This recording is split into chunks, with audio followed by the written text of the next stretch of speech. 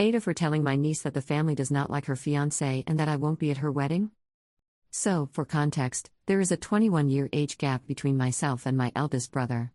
This made it so that me, 28F, and his oldest daughter, 23F, are very close in age and have grown up very close.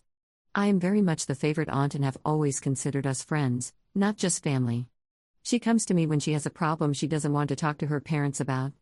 She tells me about her boyfriend and friend problems. She would call me when she was in college and needed to be picked up from a party or bar. I was also the first person she told when her boyfriend proposed, calling me at 6 a.m. the morning after because she was so excited to tell me. Some context on her fiancé: they have been together for 3 years, and he is 1 year younger than her. She just graduated college in May 2024, and he is on track to graduate in May 2025. They have their wedding scheduled for just a week after his graduation. He is studying biochemical and microengineering and is very smart, more on the introverted side with dry humor. Since she introduced him to the family, we could tell they were serious and tried to be as welcoming as possible, inviting him to family events and on trips, getting him birthday and Christmas presents, and genuinely trying to get to know him. Whenever he is around our family, he acts annoyed all the time, like it's painful to spend time with us, and he expects my niece to stay by his side the whole time, getting annoyed if any of the little cousins ask her to play, including my children. For context, my niece is my children's godmother, and expects her to leave at the same time as him, even if they drove separately. My eldest brother is constantly advocating for him, saying he's just introverted and that the size of our family makes him uncomfortable, insisting that he's different in smaller groups or one-on-one. But I haven't seen it, even when it was just the two of them with myself and my husband. He talks to everyone like we are stupid and is extremely condescending. When they got engaged, things got worse. With how close we are, I was expecting to be asked to be part of the wedding party, but she did not ask me. I was a little hurt, but I chose to let it go because it's her special day and her choice. Then his family planned the engagement party and didn't invite any of my family. She explained that it was just a small affair, just their parents and siblings, but I later found out she lied to me when I saw pictures on social media. I did confront her about that, but she said she didn't plan the guest list, so I tried to let that go too. Then she didn't invite me or my mom to her dress outing, saying it was a limited number of people allowed and she wanted to make sure his mom and sisters could come with her. After that, I told her that it really seemed like she was trading our family for his family. She said she wasn't, but when I asked them later how they planned to spend holidays, he said they'd spend them with his family. My last straw was over December and January. In December, she invited me and my husband for dinner. I was excited because she hadn't initiated us hanging out since her engagement. Dinner was nice, a little awkward since conversation wasn't smooth with her fiancé, but pleasant enough. When the check came, my husband took care of it after it sat on the table for about 15 minutes, and they didn't offer to split or pay, even though they invited us. Then, when we were ready to go, they asked if we could have a serious conversation. I was confused as to why we didn't have it during the meal, but they proceeded to ask us for money to pay for their wedding. She said it was turning out to be more expensive than they thought and they needed help since their parents don't make enough. I asked why they didn't wait until he was working, and not just in an unpaid internship, or until she got a full-time job instead of a part-time job. I said I wasn't saying no, but I just wanted to understand why they wanted to have their wedding so fast. The wedding is about 8 months after their engagement. That conversation devolved into an argument about financial responsibility, where her fiancé said that if we can help, then we should because it's family, and then followed up by saying we'd have plenty of time to resave when my husband explained that a lot of our money was invested for our children's future. After we offered $2,000 as a little something to help, my niece brought up my savings from my deceased husband's life insurance. I asked if she really thought bringing up my deceased husband was going to help her. We then repeated our offer of $2,000, and he asked if that was really all we'd give them, so we withdrew the offer. We left enraged. Then, before Christmas, my mom invited them over to bake because the fiancé enjoys baking desserts and bread. He was so rude to her throughout that she came over for some grandkid time and tea because she was so sad. My dad was pissed. And then neither my niece nor her fiancé came to Christmas. We had a family get-together around New Year's, and when we were driving two of my brothers and their wives home, we had a conversation about how sick everyone was of the fiancé and how we wished they weren't getting married. Finally, in January, it was my parents' 50th wedding anniversary. I planned a party for them, and then we were going to Mexico, which was group financed by myself and my siblings for our parents. The fiancé was only coming to the party, as he couldn't miss school for Mexico. The party was fancy, RSVP invitations, private venue, catered, semi-formal dress code. A week before, My niece texted me and let me know her fiancé wasn't going to come to the party because of a fraternity event. I told her this was an important family event, and on top of that, it was rude to skip out on an event you RSVP'd for without a good reason. I made it clear that I didn't consider his fraternity a good reason, considering how long he'd known about the event. She said she talked to him, but I never heard back, so I was unsure if he was going to come. Day of, he showed up late wearing a t-shirt, jeans, and a backward cap. My mom, still trying to be nice, said she was glad he was there, and he responded, like I had a choice.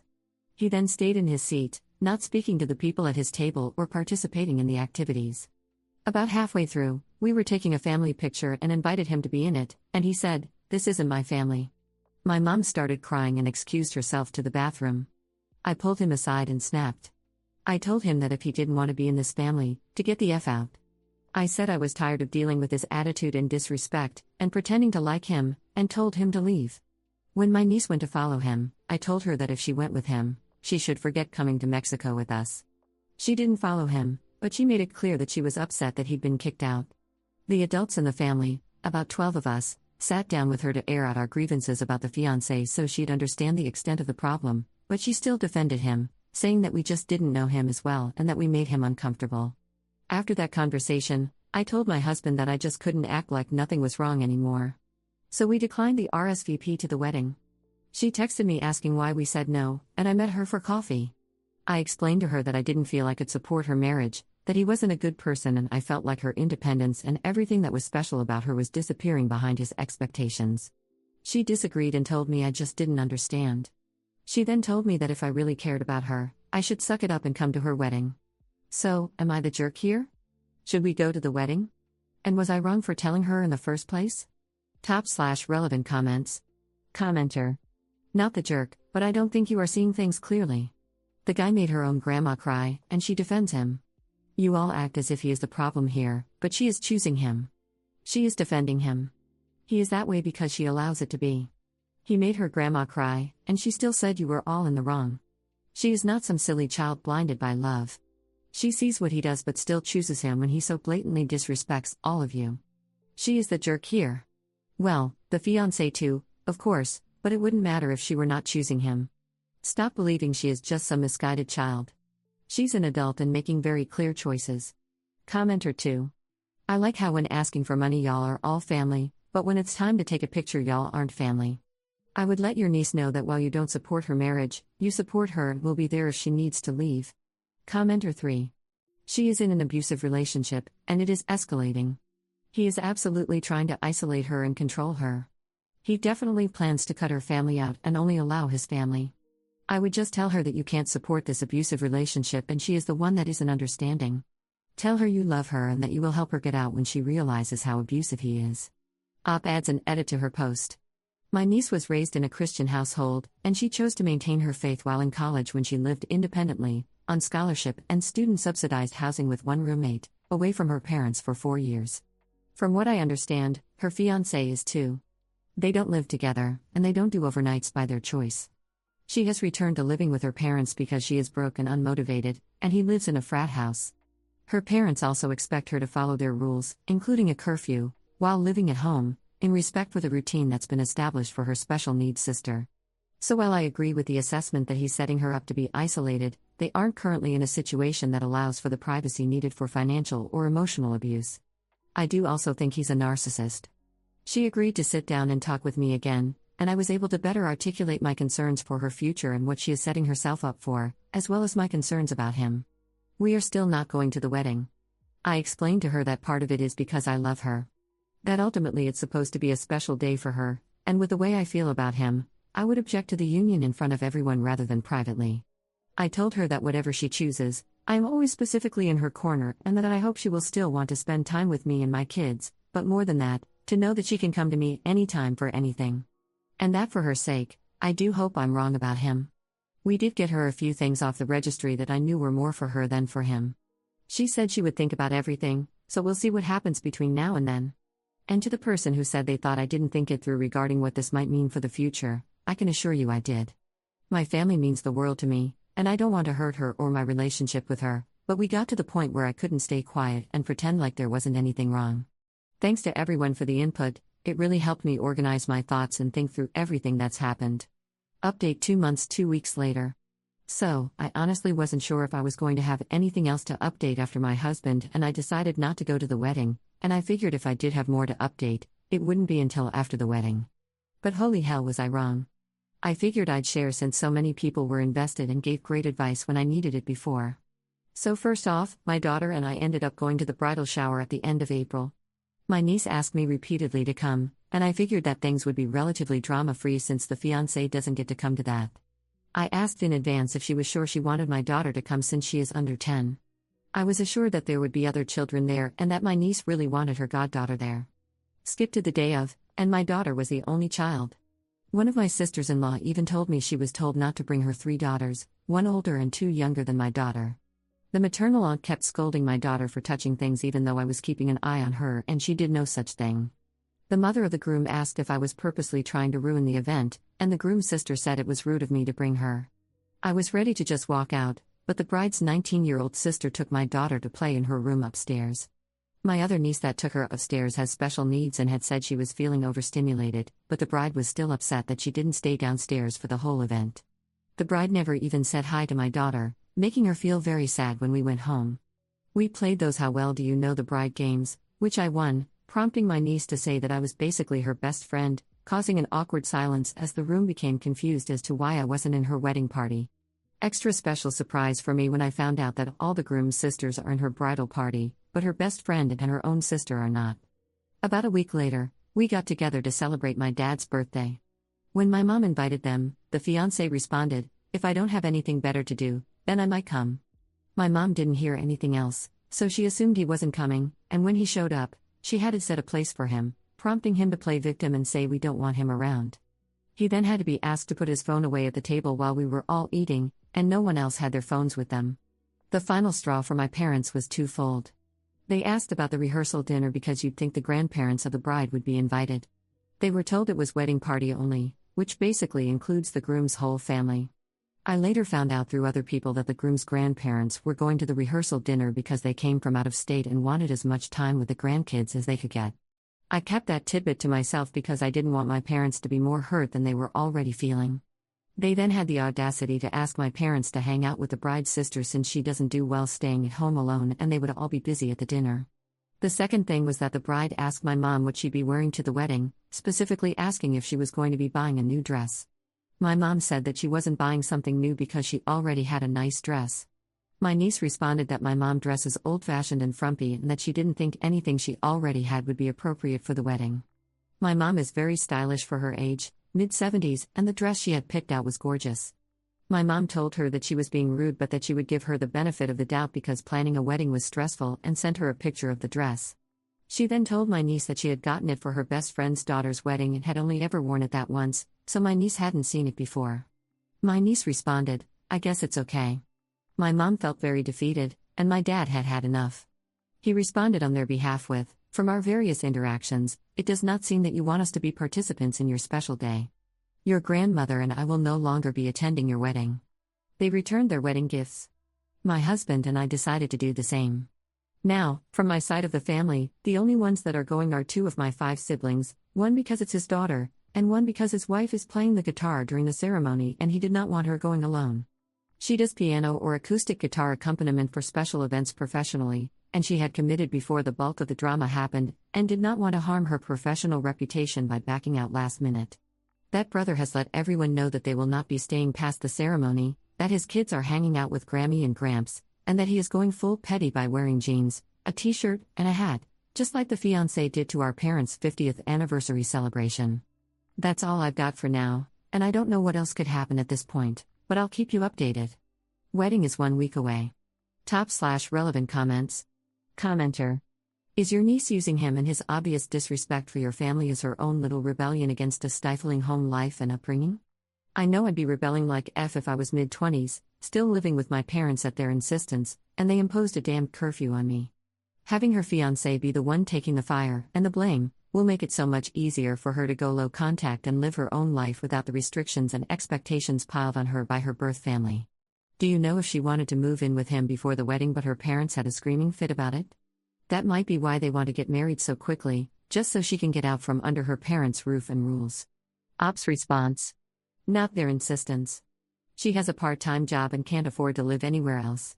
The curfew is to respect the other people in the house. Just because you're an adult doesn't mean you can come and go whenever you please. When doing so may disturb other people who have set schedules and real jobs, or special needs like her sister.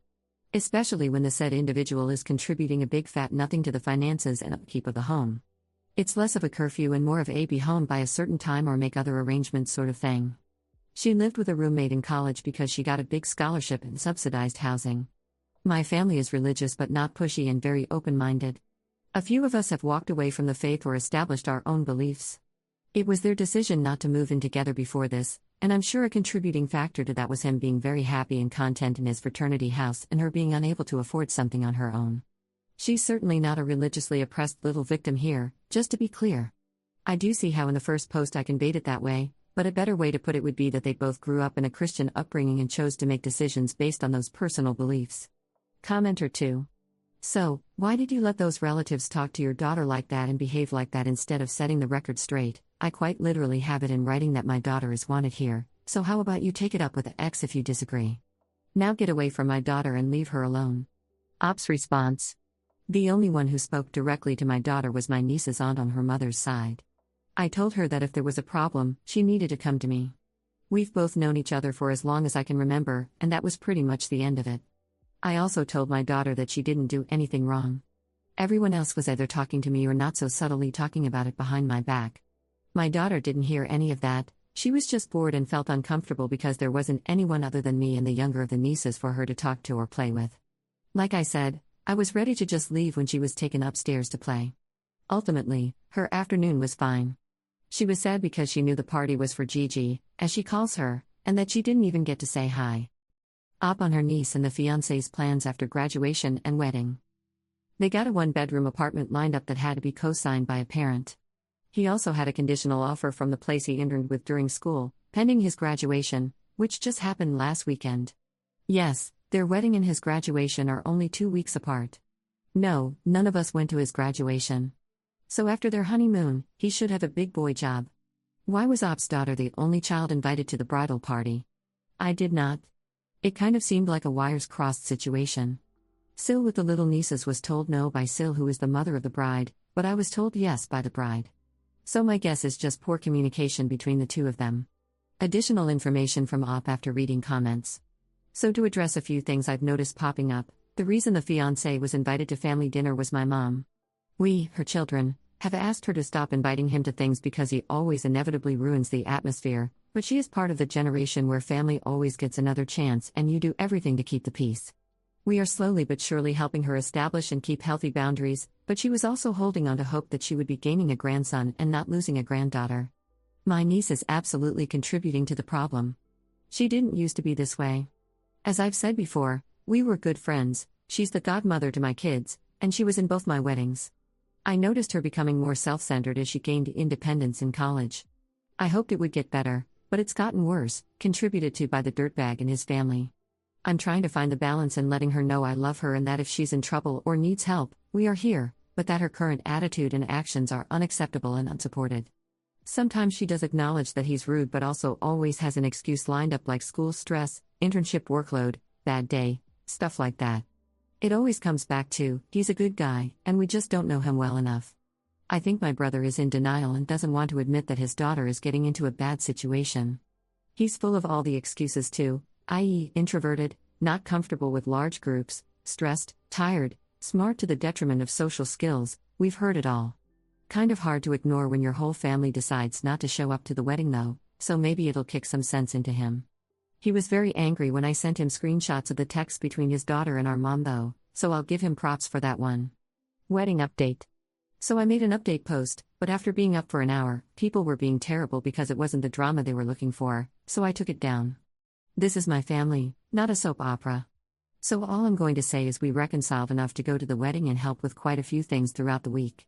There are still some ongoing issues and not all has been forgiven, but it was a start.